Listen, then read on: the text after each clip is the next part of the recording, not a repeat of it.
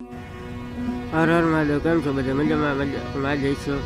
તો આજે આપણે જવાનું હતું પ્રતિકાનું મંડપમાં જવાનું હતું. ડીઝલ લઈને નીકળી ગયા, ભૂલી ગયા આપણે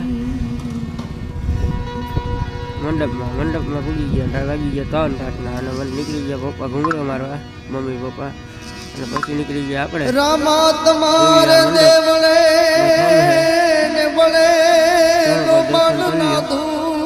અને પછી આપણે વયા ગયા થઈ ગયા.